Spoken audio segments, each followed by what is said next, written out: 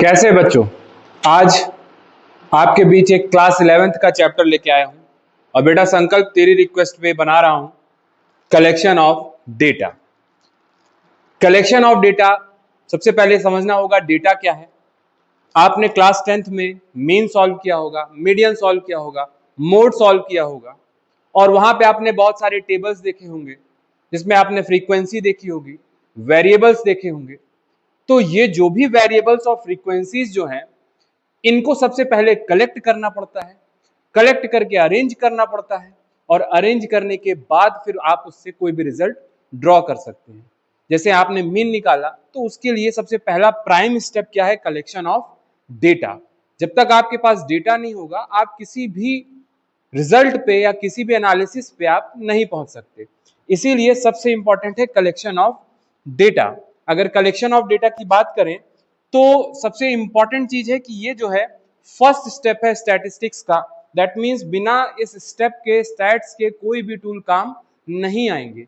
इसीलिए आपको इस स्टेप को बहुत ही केयरफुली करना पड़ेगा और अगर आप केयरफुली नहीं करेंगे तो आप जो भी डेटा की क्वालिटी होगी, जो भी डेटा की रिलायबिलिटी होगी, आप उसको एश्योर नहीं कर सकते।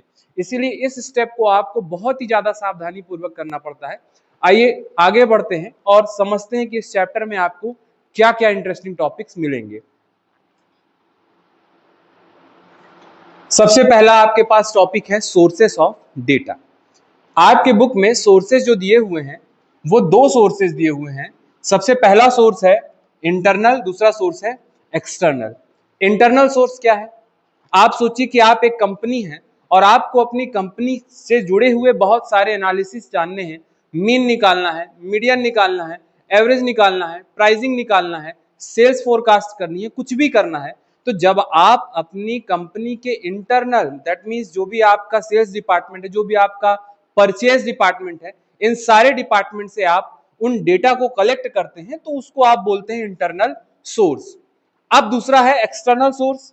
दैट मीन्स आप सिर्फ अपनी जो भी आप डेटा कलेक्ट कर रहे हैं, सिर्फ अपनी एक लिमिटेशन में ना रहते हुए, अपनी एक बाउंड्री में ना रहते हुए, अपनी कंपनी से इंटरनल ना कलेक्ट करते हुए आप कंपनी के बाहर को डेटा को कलेक्ट करते हैं तो आप उसको क्या बोलते हैं? External sources. एक्सटर्नल सोर्सेस को फर्दर डिवाइड किया हुआ है प्राइमरी और सेकेंडरी सोर्स। नाम से क्लियर है, प्राइमरी दैट मीन जब भी डेटा सबसे पहले बार कलेक्ट किया जाएगा, फ्रेश, बिल्कुल फर्स्ट हैंड डेटा। जैसे मान लीजिए आपको कोई रिसर्च करनी है और आपसे आपके टीचर ने रिक्वेस्ट किया है कि आप अपने जो भी क्लास है उसकी मीन हाइट निकालिए। तो उसके लिए आप अपने क्लास के सारे बच्चों को मिलिए, उनकी हाइट मेजर कीजिए, मेजर करने के बाद उस डेटा को रिकॉर्ड कीजिए और फिर मीन एनालिसिस कीजिए। दैट मीन्स जब आप पहली बार डेटा कलेक्ट करेंगे तो उस डेटा को आप क्या बोलेंगे? Primary data. ये हमेशा कैसा होता है? फर्स्ट हैंड, ओरिजिनल, और हमेशा जो भी आपका पर्पस है उस पर्पस को डिफाइन करेगा। लेकिन एक दिक्कत है कि ये मेथड जो है वो बहुत कॉस्टली होता है, क्योंकि अगर आपको एक क्लास का निकालना है तब तो नहीं, लेकिन अगर आपने सेंसस ऑफ इंडिया का नाम सुना होगा, लास्ट सेंसस 2011 में हुआ था, तो उस सेंसस में जब वो ऑल ओवर इंडिया का डेटा कलेक्ट किया जाएगा तो वो पर्टिकुलर डेटा कलेक्शन जो है वो बहुत ज्यादा कॉस्टली मैटर हो जाएगा। और अगर रिलायबिलिटी की बात करें तो क्योंकि डायरेक्ट सबसे पहला फर्स्ट हैंड आप कलेक्ट कर रहे हैं, अपने पर्पस जानते हुए आप कलेक्ट कर रहे हैं, तो इस सोर्स को सबसे ज्यादा रिलायबल भी माना जाता है। अब आते हैं सेकेंडरी डेटा में। सेकेंडरी डेटा जो है वो कॉस्ट एफिशिएंट होता है, कॉस्ट इफेक्टिव होता है। दैट मीन्स आपको उसको, वो पहले से किसी ने पब्लिश किया हुआ है, ऑलरेडी कलेक्टेड डेटा है, आपको उसको बस अपने पर्पस के हिसाब से मॉड्यूलेट करके, चेंज करके उसको आपको यूज करना है। दैट मीन्स जब भी ये डेटा होगा तो उसमें आपको क्या फीचर दिखेगा? आप बहुत क्विक उस डेटा को आप पा सकते हैं। इसके साथ साथ चीपेस्ट सोर्स है, जो भी नीड्स होगी, कॉशन होगा, वो भी आपको यहाँ पे लेना पड़ेगा। दैट मीन्स आपको इस डेटा को कलेक्ट करने से पहले it need caution. That means हमेशा जो भी डेटा आप सेकेंडरी सोर्सेज से कलेक्ट कर रहे हैं जरूरी नहीं है कि वो उतना ज्यादा इफेक्टिव हो, क्योंकि अगर आप अपने पर्पस के हिसाब से उसको चेंज नहीं करेंगे, ऑल्टर नहीं करेंगे, तो हो सकता है कि रिलायबिलिटी जो है डेटा की या जो रिजल्ट आप आउटपुट ड्रॉ करेंगे वो कम हो जाए। ठीक है, अब आते हैं next, difference between primary and secondary data. आपने अभी समझा प्राइमरी डेटा क्या है, सेकेंडरी डेटा क्या है। बहुत सिंपल टर्म में, अगर पहली बार आप किसी डेटा को कलेक्ट कर रहे हैं तो वो डेटा प्राइमरी है, और अगर पहले से कलेक्टेड डेटा है उसको आप सिर्फ यूज कर रहे हैं अपने पर्पस के लिए तो वो सेकेंडरी। अब उनमें डिफरेंस क्या है जल्दी से ले लेते हैं। सबसे पहला, ये डेटा हमेशा फर्स्ट हैंड मिलेगा और सेकेंडरी डेटा आपको हमेशा सेकेंड हैंड मिलेगा। दैट मींस पहले से कलेक्टेड है, इसलिए डेटा क्या होगा आपका सेकेंड हैंड। नेक्स्ट आते हैं रिलायबिलिटी में, तो हमेशा जब भी प्राइमरी डेटा, दैट मींस आप अपने पर्पस से उसको कलेक्ट कर रहे हैं तो ये डेटा आपको ज्यादा रिलायबिलिटी प्रोवाइड करेगा, लेकिन जो सेकेंडरी डेटा होगा वो आपको रिलायबिलिटी कम प्रोवाइड करेगा। नेक्स्ट आते हैं, जब भी आप डेटा कलेक्ट करते हैं तो क्योंकि आप खुद इस चीज को कलेक्ट कर रहे हैं तो आप उस डेटा को बहुत ही आसानी से कंट्रोल कर सकते हैं। दैट मींस आपके पास फुल कंट्रोल है कि आप कैसे कलेक्ट करना चाहते हैं। इसमें आप अपने मन से या जो भी प्रिकॉशंस है उनको लेते हुए बहुत इजीली डेटा को कलेक्ट कर सकते हैं। लेकिन जब भी सेकेंडरी डेटा का है तो उसने उस डेटा को किसी और ने पहले से कलेक्ट किया हुआ है, तो वहां पे कोई भी कंट्रोल आपका नहीं होगा, सिर्फ और सिर्फ आप उस डेटा को यूज कर सकते हैं, आपका उस डेटा में कोई भी कंट्रोलिंग नहीं दिखाई देगी। लास्ट, अगर हम टाइम की बात करें तो ये डेटा बहुत ज्यादा टाइम और कॉस्ट इंटेंसिव है। दैट मींस यहाँ पे आपको ज्यादा पैसा खर्च करना पड़ेगा, ज्यादा टाइम लगाना पड़ेगा। लेकिन इस मेथड का सबसे बड़ा मेरिट पॉइंट यही है कि कभी भी आपको ज्यादा ना तो पैसा खर्च करना है, ना ही ज्यादा आपका टाइम स्पेंड होगा। Next, methods of collecting data. किस डेटा की बात कर रहे हैं हम? Primary data. आपके पास आपकी बुक जो है उसने इसको भी इंक्लूड किया हुआ है इस टॉपिक को, जिसमें आपको लगभग 5 सोर्सेस बताए हुए हैं जिससे आप डेटा को कलेक्ट कर सकते हैं या जिसके थ्रू आप डेटा कलेक्ट कर सकते हैं। बहुत इजी टॉपिक है, ध्यान दीजिएगा, बहुत मजा आने वाला है। नेक्स्ट आते हैं, सबसे पहले डायरेक्ट पर्सनल इन्वेस्टिगेशन। देखिए नाम में क्या है, पर्सनल। दैट मींस जब भी आप इस सोर्स से डेटा कलेक्ट करेंगे तो आप 1 to 1 डेटा को कलेक्ट कर रहे होंगे। सबसे ज्यादा एक्यूरेसी दिखेगी, लेकिन डिफिकल्टी सेम, कॉस्टली है। नेक्स्ट आते हैं indirect oral investigation. That means यहां पे आप पर्टिकुलर किसी इंडिविजुअल से डायरेक्ट कांटेक्ट ना करके किसी और से आप कांटेक्ट कर रहे हैं। ठीक है, जैसे मान लीजिए कोई एक बदमाश है, उसका नाम है लल्ली बदमाश, और उसने हत्या कर दी। हत्या करने के बाद अब वो हत्या करके तो भाग जाएगा, खड़ा नहीं रहेगा, तो इसीलिए पर्टिकुलर उसके बारे में, उस इंसिडेंट के बारे में पुलिस क्या करेगी, पता करेगी। कैसे पता करेगी? वहां के जितने लोग होंगे उनके बारे में, उनसे पर्टिकुलर इंसिडेंट के बारे में जिसने देखा होगा, जो वहां पे रहता होगा, उनसे इंटरव्यू करेगी। तो यहाँ पे एक्चुअल में जिसने क्राइम किया है वो नहीं है, तो वो आपको डेटा नहीं दे सकता। यहाँ पे इसीलिए पर्टिकुलर किसी और इंडिविजुअल से ओरली इन्वेस्टिगेट किया जाता है। तो जब किसी इंसिडेंट को या किसी डेटा का कलेक्शन किसी और के थ्रू हो तो उसको आप क्या बोलते हैं? Indirect oral investigation. ठीक है, अच्छा, इसकी जो सबसे बड़ी दिक्कत यही है कि ये हमेशा विटनेस पे डिपेंड करता है। अगर मान लीजिए आपके पास विटनेस जो है वो उतने ज्यादा इफेक्टिव नहीं है तो आप कभी भी इस सोर्स से रिलाई डेटा नहीं कर सकते। आप मान लीजिए लल्ली के साथ साथ 4 और बदमाश थे, वही आपका इन्वेस्टिगेशन में जो है आपको डेटा प्रोवाइड कर रहे हैं, तो वो सही इंफॉर्मेशन नहीं देंगे। तो इस पर्टिकुलर मेथड की सबसे बड़ी डिफिकल्टी यही है कि वो डिपेंड करता है हमेशा विटनेस के ऊपर।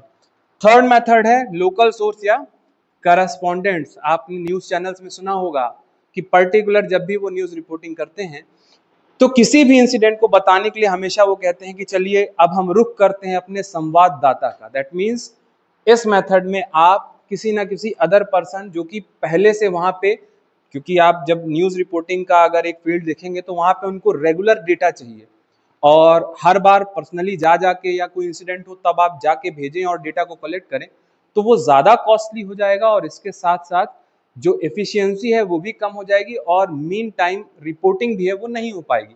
तो इसीलिए न्यूज चैनल जो है करस्पॉन्डेंट्स को हायर करते हैं जिससे वो ज्यादा वाइड कवरेज दे सकते हैं।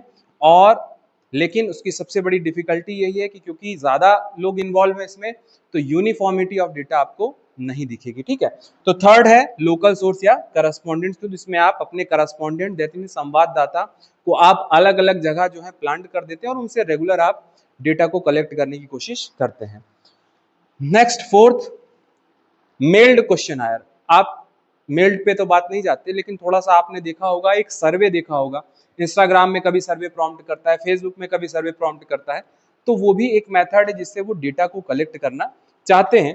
तो इसमें आप क्या कर रहे हैं कि आप क्या करेंगे, मेल करेंगे। मेल कैसे कर सकते हैं, इलेक्ट्रॉनिक मेल, ईमेल भी कर सकते हैं या पोस्टल मेल भी कर सकते हैं। आप पोस्ट से लोगों के घर में एक फॉर्म भेजेंगे या डेटा जिससे आप कलेक्ट करना चाहते हैं उसमें क्वेश्चन होंगे या जो भी आप डेटा कलेक्ट चाहते हैं उसमें मेंशन होगा और उसके थ्रू आप डेटा को कलेक्ट करेंगे, ठीक है। और लास्ट है क्वेश्चनायर विथ एन्यूमरेटर्स। एन्यूमरेटर्स कौन होते हैं, ये इन्वेस्टिगेटर्स होते हैं जिनको पहले से ट्रेन किया जाता है। और ये मेथड आपने जनरली जब आप सेंसस होता है या पर्टिकुलर, तो उसमें एन्यूमरेटर होते हैं जो कि क्वेश्चनायर गवर्नमेंट के द्वारा प्रिपेयर किया जाता है और उसको जो है वो पर्टिकुलर, अगर इसको कहना चाहें तो ये डायरेक्ट पर्सनल इन्वेस्टिगेशन का ही एक पार्ट है, ठीक है। आते हैं नेक्स्ट स्लाइड में।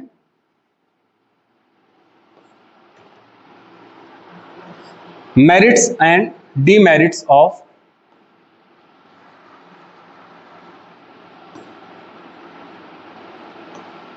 Merits and demerits of direct personal investigation, ठीक है। अब आपने समझा कि यहाँ पे आप पर्सनल एक एक इंडिविजुअल से जाएंगे, मिलेंगे और डेटा को कलेक्ट करेंगे। तो जानते हैं कि इसका बेनिफिट क्या है, मेरिट्स क्या है और डीमेरिट्स क्या है। मेरिट की बात करें तो हमेशा ये डेटा ओरिजिनल नेचर का होगा। दैट मीन्स जो डेटा को कलेक्ट कर रहा है उसको डेटा के सोर्स के बारे में, उसको डेटा के ऑब्जेक्टिव के बारे में पूरी जानकारी है, इसीलिए डेटा ज्यादा ओरिजिनल कहा जाएगा।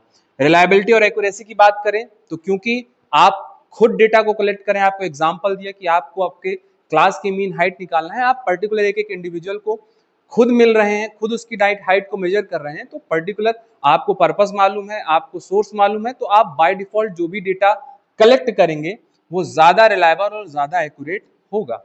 फ्लेक्सिबिलिटी, दैट मीन्स यहाँ पे डायरेक्ट एक इंडिविजुअल जो है वो यहाँ पे डेटा को कलेक्ट कर रहा है तो उसके पास वो फ्री है, वो कितने भी तरीके से क्वेश्चन को चेंज कर सकता है, क्वेश्चंस को मैनिपुलेट कर सकता है। दैट मीन्स जैसे अगर मेल्ड क्वेश्चनायर में हमारे पास पहले से क्वेश्चन डिसाइडेड है, हालांकि वहां भी हम पर्सनल पूछ रहे हैं लेकिन क्वेश्चंस डिसाइडेड है, हम उसमें कुछ भी चेंज नहीं कर सकते। लेकिन यहाँ पे हम बहुत ही फ्लेक्सिबिलिटी के साथ जो भी अपने पर्पस को बदलना चाहें, क्वेश्चन को घुमा के पूछना चाहें, जिस तरीके से हम उसको कलेक्ट करना चाहें बहुत आसानी से कलेक्ट कर सकते हैं।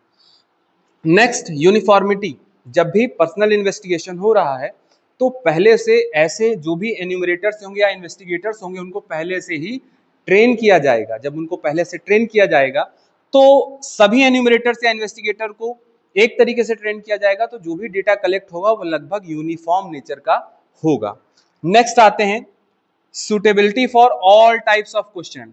ओपन एंड क्वेश्चन है, डबल नेगेटिव क्वेश्चंस हैं या डबल क्वेश्चंस हैं, जितने भी तरीके के क्वेश्चंस हो सकते हैं इस मेथड से बहुत ही आसानी से पूछे जा सकते हैं, क्योंकि यहाँ पे पर्सनल इन्वेस्टिगेटर जुड़ा हुआ है, वो पर्पस को समझा सकता है, वो डेटा के बारे में बता सकता है।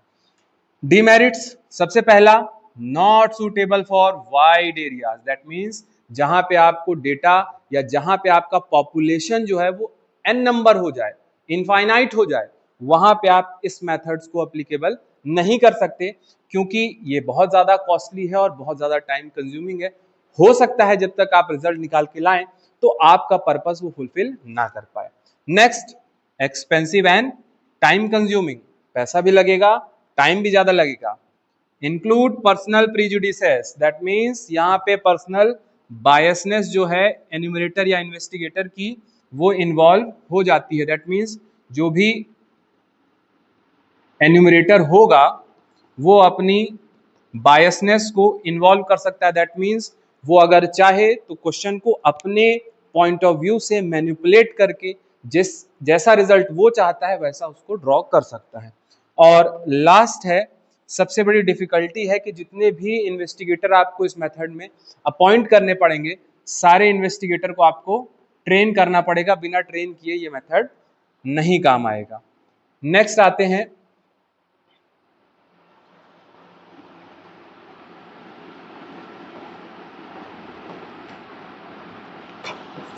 Next method, direct oral investigation.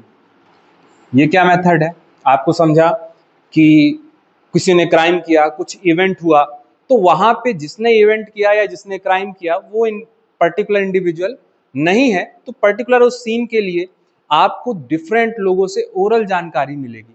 आप जाएंगे, लोगों से पूछेंगे और फिर ये डेटा कलेक्ट होगा। ठीक है, तो यहां पे आपको ओरल इन्वेस्टिगेट करना, सबसे पहला मेरिट क्या है, वाइड कवरेज। दैट मीन्स आपको यहाँ पे जितने भी इंडिविजुअल्स को इन्वेस्टिगेट करना पड़ेगा, आप ज्यादा से ज्यादा इंडिविजुअल को इन्वेस्टिगेट करके अपने डेटा को कलेक्ट कर सकते हैं। Next, economical. पर्टिकुलर यहाँ पे आपको एन्यूमरेटर को इन्वॉल्व करने की जरूरत नहीं है। जो भी वहां पे पर्टिकुलर इंडिविजुअल्स पहले से हैं उनसे आप टेलीफोनिक कन्वर्सेशन कर सकते हैं, पर्सनली मिल सकते हैं। दैट मीन्स आपको ना तो किसी को ट्रेनिंग देनी है, ना ही कोई आपको इंडिविजुअल हायर करना है, तो यहाँ पे आपको ये कॉस्ट इफेक्टिव भी दिखाई देगा। नेक्स्ट, फ्री फ्रॉम बायस। घटना किसी की और की हुई, बता कोई और रहा है, तो यहाँ पे बायसनेस के चांसेस जो है वो बहुत कम है। Next, expert opinion. किसी भी मैटर में आप किसी एक्सपर्ट को इंक्लूड करना चाहते हैं, उससे सजेशन लेना चाहते हैं, तो इस एक्सपर्ट ओपिनियन को भी आप देख सकते हैं जब भी आप इनडायरेक्ट ओरल इन्वेस्टिगेशन लेंगे। डीमेरिट्स क्या क्या है, सबसे पहला यहाँ पे जो इंफॉर्मेशन निकल के आ रही है वो इनडायरेक्ट है, डायरेक्ट नहीं है। हो सकता है डायरेक्ट नहीं है इंफॉर्मेशन, इसीलिए इनडायरेक्ट इंफॉर्मेशन है, इसलिए जो भी आपके पास रिजल्ट आए वो उतना ज्यादा इफेक्टिव नहीं आएगा। Next, lack of accuracy. क्योंकि घटना किसी ने की, किसी ने देखा, किसी ने बताया, तो यहाँ पे एक्यूरेसी की डिग्री भी बहुत कम होगी। हो सकता है कि विटनेस जो है पार्शियलिटी हो, आपको बताया ना, लल्ली बदमाश हत्या कर दिया, हत्या करने के बाद भाग गया, उसके दोस्तों ने गवाही दी, तो दोस्त कभी गवाही सही देंगे, इसलिए पर्टिकुलर यहाँ पे विटनेस की पार्शियलिटी होगी, तो जो भी डेटा कलेक्ट होगा वो गलत होगा। नेक्स्ट आते हैं लैक ऑफ यूनिफॉर्मिटी। 4 इंडिविजुअल हैं, 4 लोगों से डेटा पूछा, 4 लोगों ने घटना देखी, चारों लोग का व्यू पॉइंट अलग होगा, चारों लोग अलग अलग तरीके से पर्टिकुलर उस टॉपिक को, पर्टिकुलर जो भी घटना हुई, इंसिडेंट हुआ है, उसको बताएंगे, तो इसीलिए यूनिफॉर्मिटी आपको कम देखने को मिलती है।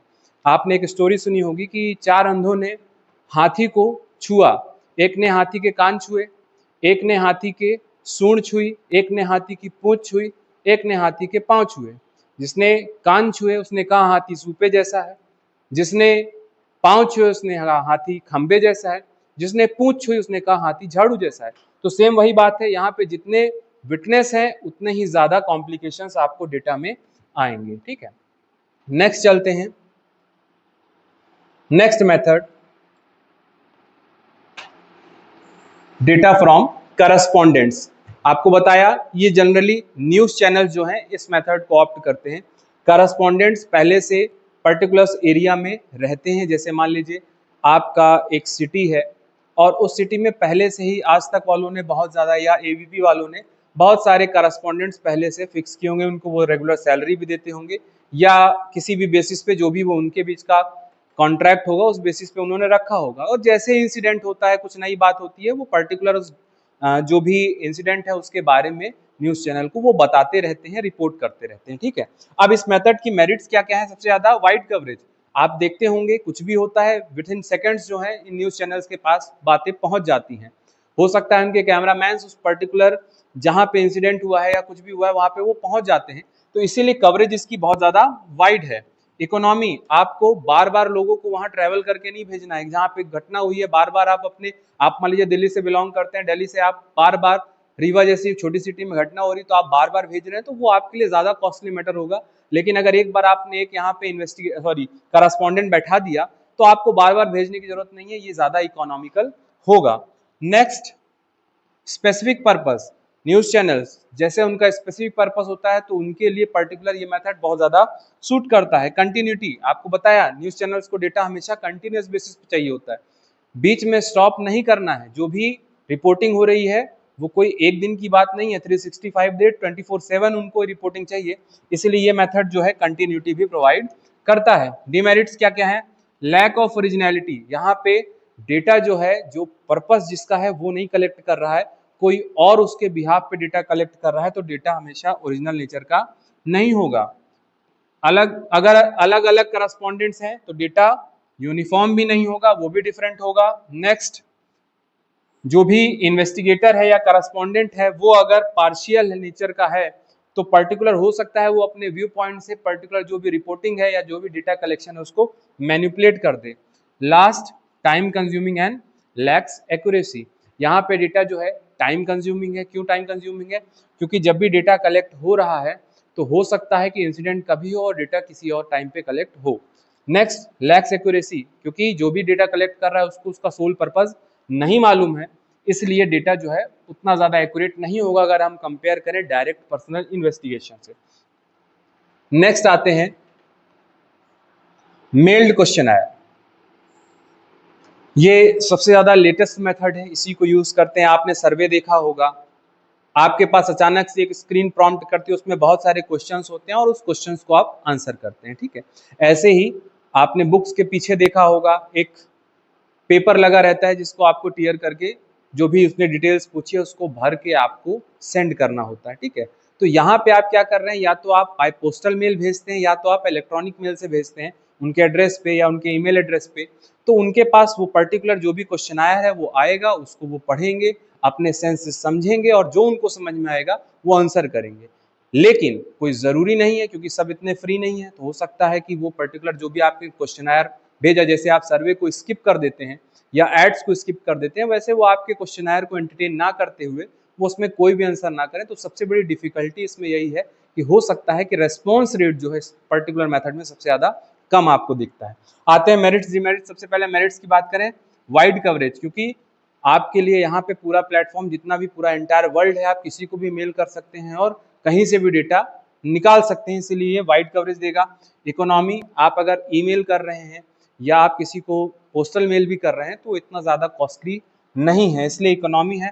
ओरिजिनलिटी, जो भी डेटा आएगा, जिनसे कलेक्ट किया जा रहा है और जिसको कलेक्ट करना है, दोनों को अपना पर्पस मालूम है, दोनों आपस में एक दूसरे से ही इंटरेक्ट कर रहे हैं, डायरेक्ट इंटरेक्शन नहीं है पर फिर भी मेल के थ्रू इंटरेक्ट कर रहे हैं, तो यहाँ पे डेटा की ओरिजिनलिटी भी दिखेगी।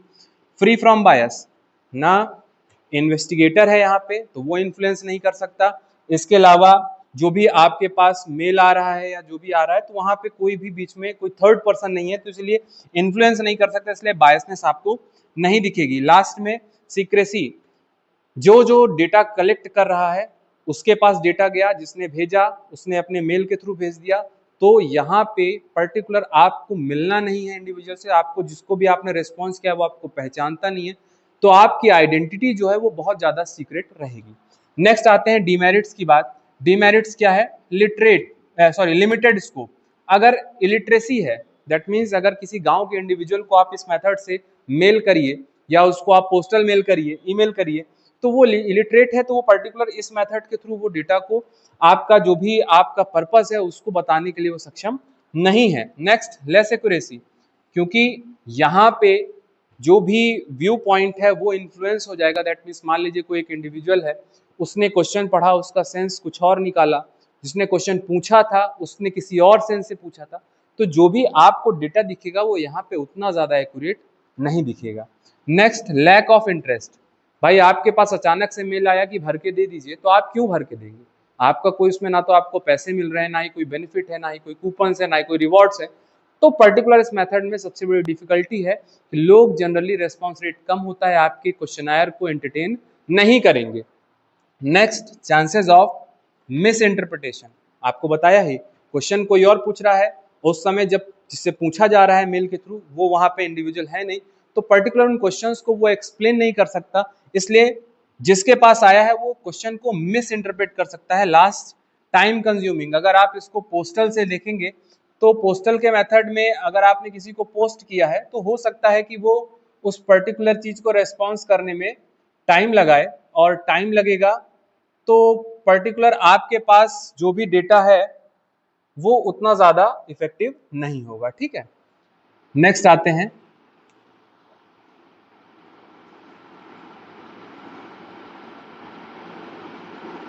नेक्स्ट मेथड है हमारे पास, नेक्स्ट टॉपिक है हमारे पास, डिजाइनिंग ए गुड क्वेश्चनायर। आपने पढ़ा लास्ट कि मेल्ड क्वेश्चनायर मेथड है, और उस मेल्ड क्वेश्चनायर में जो आप क्वेश्चन तैयार करते हैं उसको आप कैसे इतना इफेक्टिव और अट्रैक्टिव तैयार करें कि जो भी रेस्पॉन्स करे वो सही तरीके से कर पाए और एक्चुअल में आपकी एफिशिएंसी या जो आपका डेटा है उसको ज्यादा तरीके से, ज्यादा अच्छी तरीके से वो आपको रेस्पॉन्स रेट आपको मिले। सबसे पहला, क्लियर टाइटल। दैट मीन्स जो भी आप कवरिंग लेटर बनाएंगे अपने पर्टिकुलर क्वेश्चनायर का, वो बहुत क्लियर होना चाहिए। दैट मीन्स एक बार पढ़ने में उसका सेंस समझ में आना चाहिए। अगर उसका सेंस नहीं समझ में आ रहा है तो हो सकता है रेस्पॉन्स रेट बिल्कुल कम हो जाए।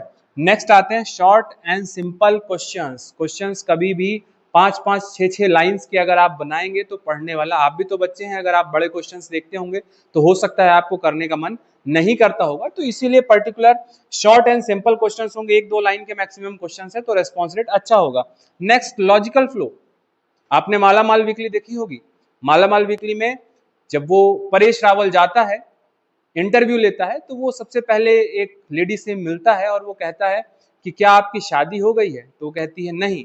नेक्स्ट क्वेश्चन रहता है कि आपके कितने बच्चे हैं, और वो उसको तमाचा मारती है। दैट मीन्स पहले उसने पूछा शादी हो गई, और जब उसका रेस्पॉन्स नहीं था तो उसको नेक्स्ट कितने बच्चे हैं ये पूछना नहीं चाहिए था। तो इसीलिए जब भी आप क्वेश्चन फ्रेम करेंगे उसका फ्लो बिल्कुल लॉजिकल होना चाहिए। लॉजिक का यूज करते हुए आप बनाएंगे तो अच्छा रेस्पॉन्स आएगा। अगर लॉजिक नहीं है, अगर क्वेश्चन की फ्रेमिंग गलत है, सीक्वेंस गलत है, तो भी आपका रेस्पॉन्स रेट गलत होगा। Next, avoid personal.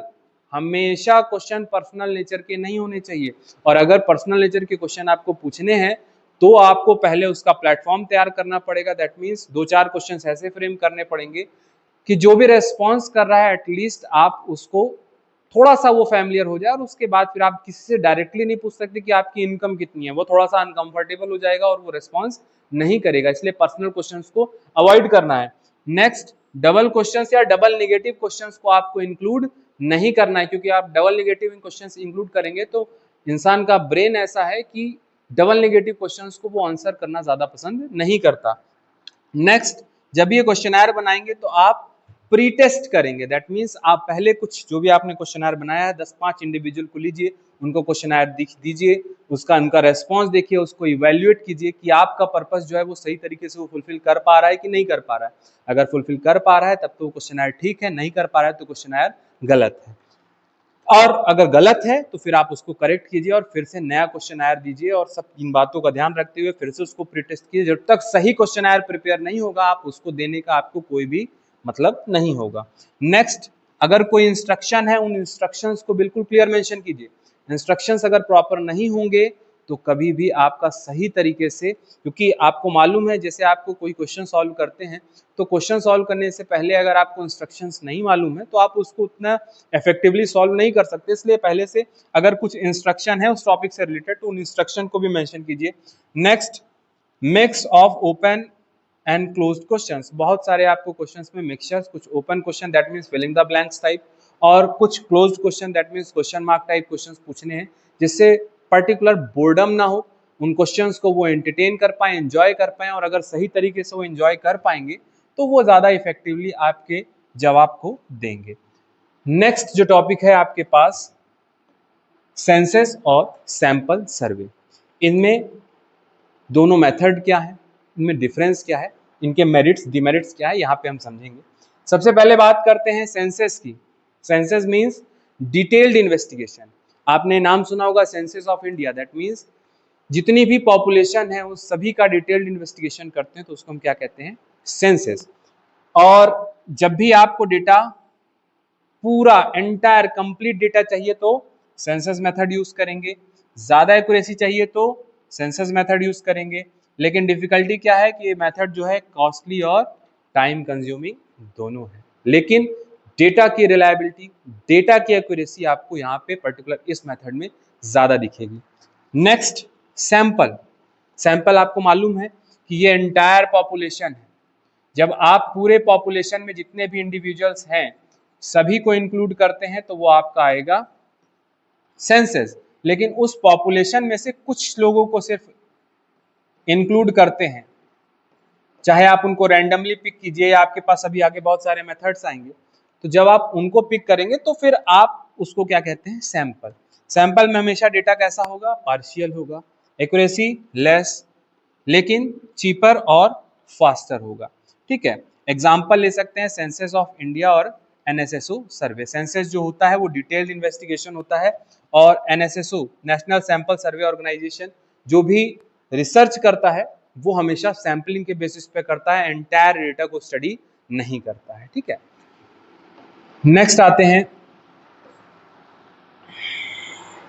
सेंसस और सैंपल की मेरिट्स और डिमेरिट। सबसे पहला है सेंसस के मेरिट और डिमेरिट। सबसे पहली चीज, अगर आपको इंटेंसिव स्टडी करनी है, डिटेल्ड स्टडी करनी है, तो उसके लिए सेंसस मेथड सबसे ज्यादा इफेक्टिव होगा। नेक्स्ट, अगर आपको ज्यादा एक्यूरेसी चाहिए तो भी आपको सेंसस में ही डिपेंड करना पड़ेगा। नेक्स्ट, अगर डेटा हेट्रोजीनियस नेचर का है, दैट मीन्स बहुत सारे अलग अलग टाइप के डेटा हैं, तो आप उसमें सैंपलिंग नहीं कर सकते, क्योंकि आप ये सोचिए कि आप सिर्फ हिंदूज को स्टडी करके मुस्लिम के कस्टम्स को नहीं बता सकते। अगर आपको ओवरऑल इंडिया की कल्चर की स्टडी करनी है तो आपको उसमें हिंदू भी इंक्लूड करने पड़ेंगे, मुस्लिम भी। दैट मीन्स आपको हर एक सेक्टर को इंक्लूड करना पड़ेगा। तो जब आप हर एक सेक्टर को इंक्लूड करेंगे, दैट मीन्स वहां पे सेंसस का ही यूज होगा, सैंपल का यूज वहां पे गलत हो जाएगा। और जो भी रिजल्ट आएगा, अगर आप उसमें सैंपलिंग यूज कर देते तो रिजल्ट जो है वो लेस एक्यूरेसी आपको दिखाएगा। डीमेरिट की बात करें, ये पर्टिकुलर मेथड डिटेल इन्वेस्टिगेशन है, दैट मीन जितना भी आपके पास लोग हैं सभी को इंक्लूड करना है, तो ज्यादा एक्सपेंसिव है। इसके अलावा मैन पावर की रिक्वायरमेंट ज्यादा है, बाय डिफॉल्ट एक्सपेंसिव है। इसीलिए एक्सपेंसिव है क्योंकि मैन मटेरियल सब आपको क्या लगेंगे, ज्यादा लगेंगे। Next, inapplicable in infinite population. That means अगर आपके पास इनफाइनाइट स्टडी करनी है तो उसके लिए ये मेथड बहुत ज्यादा डिफिकल्ट है। आप रिसर्चर हैं, आप सारे इंडिविजुअल्स को इंक्लूड नहीं कर सकते ड्यू टू बजट कॉन्स्टेंट्स। ठीक है, गवर्नमेंट ऑफ इंडिया सेंसस इसलिए करा पाती है कि गवर्नमेंट के पास बजट की कोई दिक्कत नहीं होती है, लेकिन आपके लिए बजट की दिक्कत है, इसलिए आप पर्टिकुलर इस मेथड को अप्लाई नहीं कर सकते। नेक्स्ट आते हैं मेरिट्स डिमेरिट्स में। सैंपल के, अगर हम सैंपल सर्वे की बात करें तो सैंपल के रिक्विजिट, दैट मीन्स क्या क्या रिक्वायरमेंट है सैंपलिंग के लिए। एक अच्छे सैंपल को आप तभी अच्छा सैंपल बोल सकते हैं क्योंकि आपको मालूम है जब आप एंटायर सेंसस कर रहे हैं, पूरा एंटायर डेटा को स्टडी कर रहे हैं, तो वहां पे आप हर एक इंडिविजुअल को इंक्लूड कर रहे हैं। लेकिन सैंपलिंग में ऐसा नहीं है, तो वो सैंपल को भी, क्योंकि हर मेथड में हर जगह आप सेंसस यूज नहीं कर सकते, आपको मजबूरी है, आपको सैंपलिंग करनी ही पड़ेगी। तो इसीलिए जब आप हर जगह सैंपल को यूज नहीं कर सकते, सेंसस को यूज नहीं कर सकते, तो सैंपल को आप कैसे ज्यादा रिलायबल बना सकते हैं वो आप यहां से समझ सकते हैं। सबसे पहली चीज, हमेशा जो सैंपल होगा वो रिप्रेजेंटेटिव नेचर का होना चाहिए। दैट मीन्स एंटायर पॉपुलेशन को रिप्रेजेंट करने वाला हो। जैसे आपको इंडियन कल्चर की स्टडी करनी है तो आप सिर्फ हिंदूज की स्टडी करके या हिंदूज की सैंपलिंग लेके आप नहीं कर सकते, आपको हिंदूज इंक्लूड करने पड़ेंगे, सिख इंक्लूड करने पड़ेंगे, मुस्लिम इंक्लूड करने पड़ेंगे, जैन इंक्लूड करने, जितने भी रिलीजन है सबको इंक्लूड करना पड़ेगा। सभी के इंडिविजुअल्स को आपको स्टडी करनी पड़ेगी, तभी आप जाके कोई रिजल्ट ड्रॉ कर सकते हैं। तो इसीलिए जब आप पर्टिकुलर सैंपलिंग लें तो जो डेटा हो वो पूरा एंटायर रिप्रेजेंट करने वाला डेटा हो। Next, adequacy. सैंपल्स, अगर आपको 140 करोड़ हमारी जनता है, उसके बीच में से आपको कुछ स्टडी करनी, तो आप 500 लोगों का सैंपल लेंगे तो वो कभी भी सही रिजल्ट ड्रॉ नहीं करेगा। हमेशा आपको जो भी डेटा ले रहे हैं वो एंटायर होना चाहिए। दैट मीन्स इतना अप्रोप्रिएट होना चाहिए कि एटलीस्ट जो भी रिजल्ट ड्रॉ हो वो ज्यादा इफेक्टिव हो। नेक्स्ट, अगर हम बात करें होमोजीनिटी, दैट मीन्स जब भी आप डेटा कलेक्ट करेंगे तो आप पर्टिकुलर होमोजीनस नेचर का एक जैसा डेटा कलेक्ट करने की कोशिश करेंगे, क्योंकि हेट्रोजीनस डेटा होगा तो हो सकता है कि आप उससे रिजल्ट ड्रॉ करें तो वो सही ना हो। Next, independence of selected sample unit. जो भी सैंपल यूनिट सेलेक्ट कर रहे हैं वो इंडिपेंडेंट होनी चाहिए, किसी पे डिपेंडेंट नहीं होनी चाहिए। अगर किसी पे डिपेंडेंट होंगी तो पर्टिकुलर आप इस मेथड को सही तरीके से अप्लाई नहीं कर सकते। Next, watches with objective, matches with objective, sorry. जब भी आप डेटा कलेक्ट करेंगे तो सैंपल कलेक्ट करेंगे, सेलेक्ट करेंगे, तो वो हमेशा आपके ऑब्जेक्ट से मैच करने वाली होनी चाहिए। अगर आपके ऑब्जेक्ट आपके पर्पस को मैच नहीं करती है तो वो उतना ज़्यादा आपका सैंपल जो आप कलेक्ट कर रहे हैं, जैसे एग्जांपल लेते हैं कि आपको क्रिकेट के बारे में कुछ प्रिडिक्शन करनी है और आप फुटबॉल की डेटा को कलेक्ट कर रहे हैं, तो वो आपके ऑब्जेक्ट से मैच नहीं करती है, जो भी रिजल्ट आएगा वो लेस एक्यूरेसी आपको दिखाएगा। ठीक है, नेक्स्ट,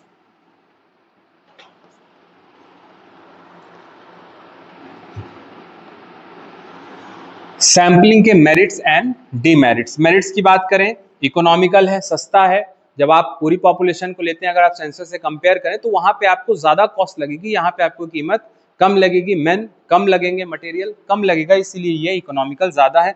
फास्ट है, एंटायर पॉपुलेशन को नहीं आपको सेलेक्ट करना है, उन पॉपुलेशन के कुछ रिप्रेजेंटेटिव को सेलेक्ट करना है, तो ज्यादा फास्ट है। एक्यूरेसी ज्यादा होगी क्योंकि ये मेथड जो है अगर आपने साइंटिफिकली किया है, सिलेक्शन जो है साइंटिफिक अप्रोच के साथ किया है, तो एक्यूरेसी आपको ज्यादा दिखेगी। और इस मेथड को मोस्ट साइंटिफिक मेथड भी, साइंटिस्ट जो भी सैंपल्स या जो भी रिसर्च करते हैं, आपने नासा के बारे में सुना होगा, इसरो के बारे में सुना होगा, तो ये जो भी रिसर्च करते हैं वहाँ पे आप सेंसस का यूज नहीं करते, हमेशा सैम्पलिंग का यूज करते हैं। तो इस मेथड को ज़्यादा साइंटिफिक माना जाता है और इस पर्टिकुलर मेथड से डिटेल्ड इंक्वायरी पॉसिबल है। दैट मीन्स जब भी आप डिटेल्ड ज़्यादा वास्ट इंक्वायरी करते हैं तो इस मेथड को आप यूज कर सकते हैं, क्योंकि सेंसस में फिर वही बात है, ज़्यादा टाइम लगेगा, ज़्यादा मनी लगेगी, यहाँ पे वो आपको दिक्कत नहीं होगी। डीमेरिट्स की बात करते हैं।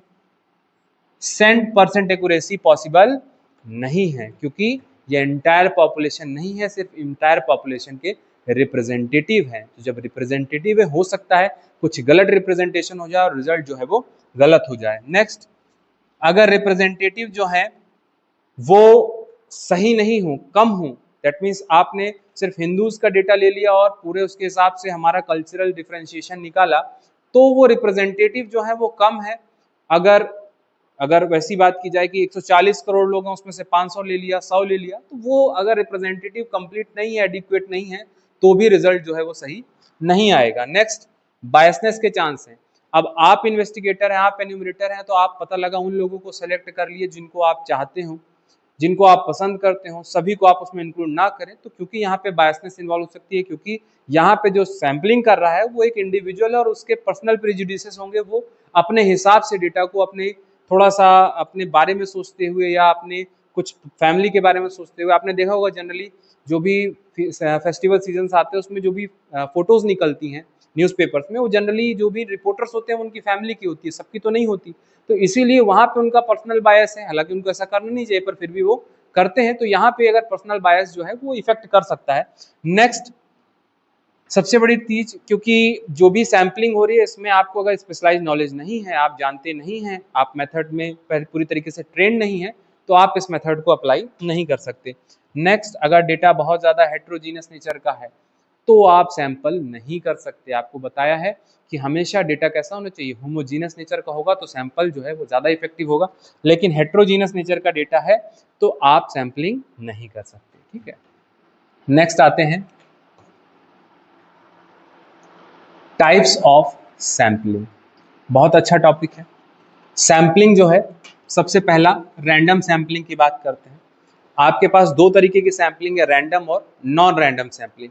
सबसे पहले रैंडम सैम्पलिंग में समझते हैं simple random sampling. Simple random sampling क्या होती है, जब आप बाय डिफॉल्ट आपने देखा होगा लॉटरी कैसे निकलती है, एक घड़ा है, एक बोल है, उसमें आपने चिट्स बनाई और चिट्स बना के रैंडमली आपने पिक कर लिया।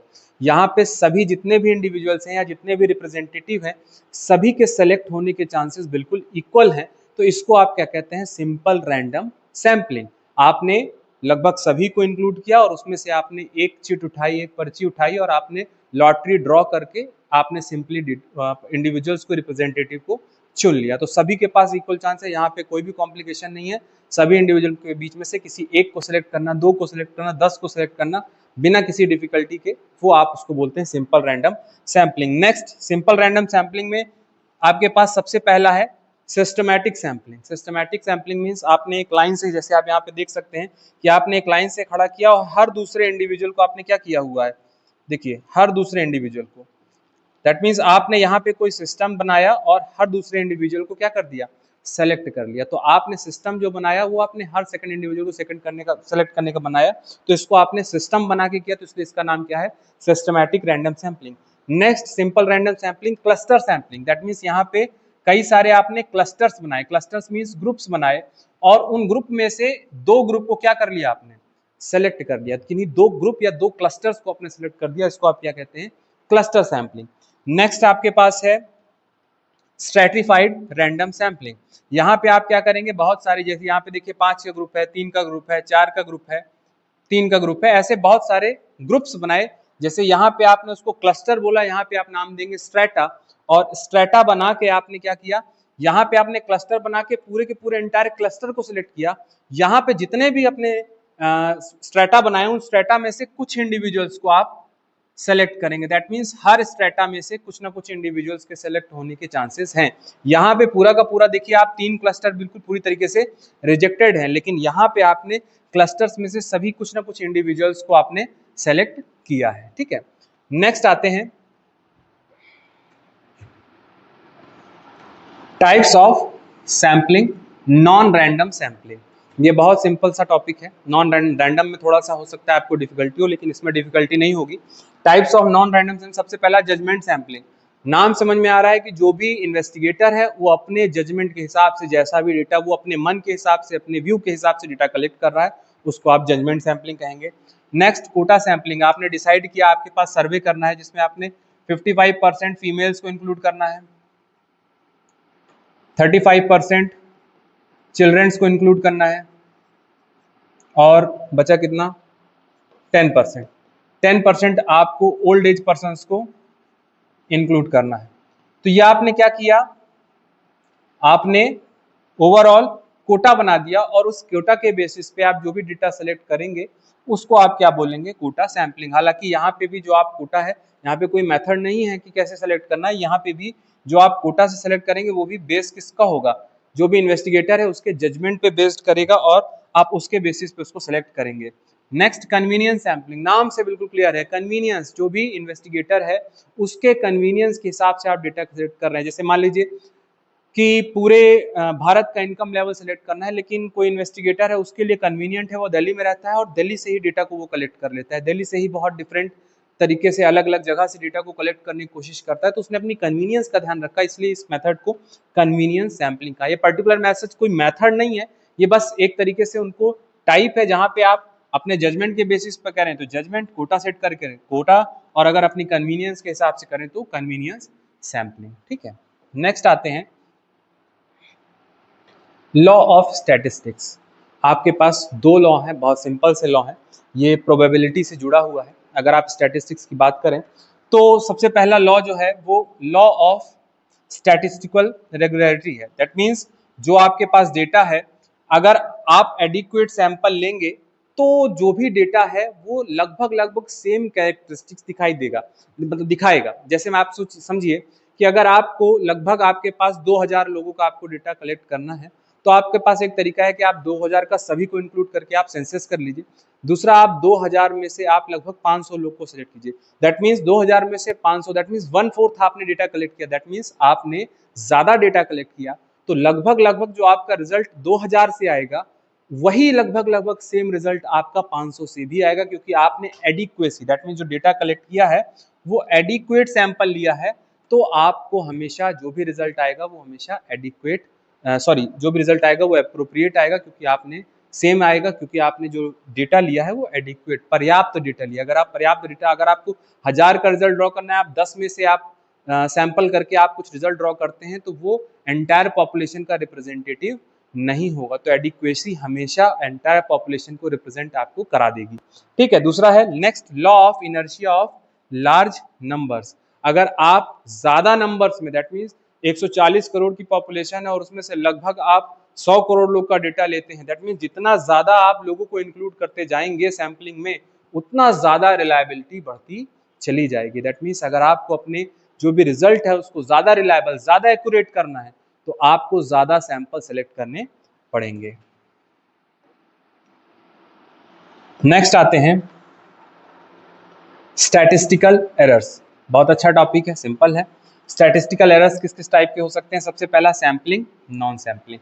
जब आप सेंसस कर रहे हैं तो एरर के चांसेस बहुत कम होते हैं, क्योंकि आप पूरे एंटायर पॉपुलेशन को, लेकिन सैम्पलिंग में जो भी आप क्योंकि पॉपुलेशन के रिप्रेजेंटेटिव को ले रहे हैं तो एरर्स आ सकती हैं। तो इसीलिए सबसे पहले सैम्पलिंग एरर देखते हैं कि अगर आप जो सैंपल सेलेक्ट कर रहे हैं वो एडिक्वेट नहीं था, कम आपने ले लिया, एरर आएगा। जब आपने सैंपल ले रहे थे तो आपने होमोजीनिटी का ध्यान नहीं दिया, हेट्रोजीनियस नेचर का डेटा था, आपने लगभग होमोजीनियस नेचर का सैंपल ले लिए, तो रिजल्ट गलत आएगा। तो दैट मीन्स जब आप सैंपलिंग कर रहे हैं उसी एंड पे अगर आपने डेटा गलत ले लिया तो आपको जो भी एरर आएगा उसको आप क्या बोलते हैं? Sampling error. दूसरा है non sampling error. Non sampling error सबसे पहला एरर ऑफ मेजरमेंट। आपने सैंपल सही लिया था, लेकिन जब आपने उसको मेजर किया, आपने कैलकुलेट किया, फॉर्मूला लगाया, रिजल्ट ड्रॉ किया, आपने वो गलत कर दिया। Next error of non response. That means आपने जिनको सैंपल्स बनाया था उन्होंने रेस्पॉन्स ही नहीं किया। आपने मेल क्वेश्चनर में दिक्कत देखी कि लोगों का रेस्पॉन्स रेट सबसे कम होता है, तो रेस्पॉन्स नहीं दिया तो भी आपके पास रिजल्ट जो है वो गलत आएगा। Error of miss interpretation. आपने क्वेश्चन कुछ पूछा, सामने वाले ने उसका मतलब कुछ समझा और आंसर कुछ दिया, मिस इंटरप्रेट करेंगे तो भी रिजल्ट गलत आएगा।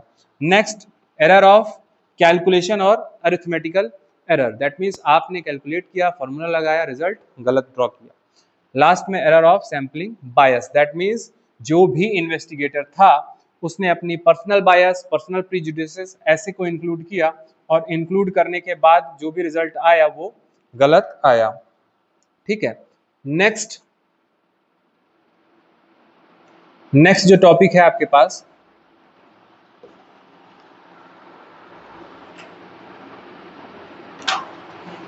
Important agencies for secondary data in India. सबसे पहला NSSO, census of India, RBI, government ministries और बहुत सारी ऐसी एजेंसीज हैं जहां से आप सेकेंडरी डेटा को कलेक्ट कर सकते हैं। प्राइमरी डेटा के लिए कोई एजेंसी नहीं है, आपको खुद जाके करना पड़ता है, लेकिन सेकेंडरी डेटा जब भी आप कलेक्ट करते हैं दैट मीन्स बहुत सारी कुछ भी ऐसे पब्लिश सोर्स हैं, अनपब्लिश सोर्स हैं, वहां से आप डेटा को ले सकते हैं। तो पब्लिश सोर्स आपको कहाँ से मिलेगा? एनएसएसओ, बहुत सारे, आपने इकोनॉमिक सर्वे का नाम सुना होगा, एनएसएसओ करती है। एनुअल इंडियन अकाउंटिंग रिपोर्ट के बारे में सुना होगा, वो भी एनएसएसओ करती है। तो ये सब क्या करते हैं, लोग डेटा को पूरे रेगुलरिटी में कलेक्ट करते रहते हैं और अपना जो भी रिजल्ट है उसको पब्लिश करते रहते हैं। तो आप उससे यूज कर रहे हैं तो वो हमेशा जितने भी डेटा होंगे वो सेकेंडरी डेटा होंगे। ऐसे census of population census, economic census, कुछ भी गवर्नमेंट ने किया है तो वो भी आप सेकेंडरी सोर्स से ले सकते हैं। नेक्स्ट आरबीआई है जो मनी सप्लाई के बारे में बताती है, इन्फ्लेशन के बारे में बताती है, आप उससे ले सकते हैं data. Government, world bank, IMF, WHO, ऐसी बहुत सारी एन नंबर ऑफ एजेंसीज हैं जिनसे आप सेकेंडरी डेटा को कलेक्ट कर सकते हैं। ठीक है, नेक्स्ट आपके पास है precautions of using secondary data. आपको मालूम है प्राइमरी डेटा में कोई प्रिकॉशंस नहीं है, थोड़े बहुत कैलकुलेशन जब आप कर रहे हैं या डेटा कलेक्ट कर रहे हैं तो आपको इन्वेस्टिगेटर को ट्रेन करना है सही तरीके से, वो सही डेटा कलेक्ट करेगा। लेकिन अगर आप ऐसा मेथड यूज कर रहे हैं तो आपको प्रिकॉशंस लेने पड़ेंगे। सबसे पहला प्रिकॉशन है जो भी डेटा हो वो एडिक्वेट हो, सफिशिएंट।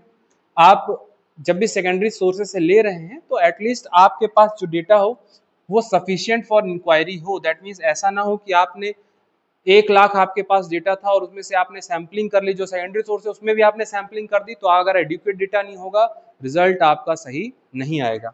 नेक्स्ट रिलायबिलिटी, एजेंसी हमेशा ट्रस्टवर्दी होनी चाहिए। दैट मीन्स आरबीआई की बात करें, डब्ल्यूएचओ की बात करें, ये बड़ी बड़ी एजेंसी, गवर्नमेंट की बात करें, ये जितनी भी एजेंसीज हैं ये ट्रस्टवर्दी हैं।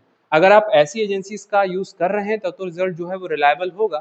लेकिन आप किसी अनपब्लिश सोर्सेज से, कोई ऐसा इंडिविजुअल था जो रिसर्चर है उसने इस डेटा को पब्लिश किया, तो दैट मीन्स वहां पर रिलायबिलिटी जो है थोड़ी लेस होगी और रिजल्ट जो है वो खराब या गलत आने के चांसेस ज्यादा हैं।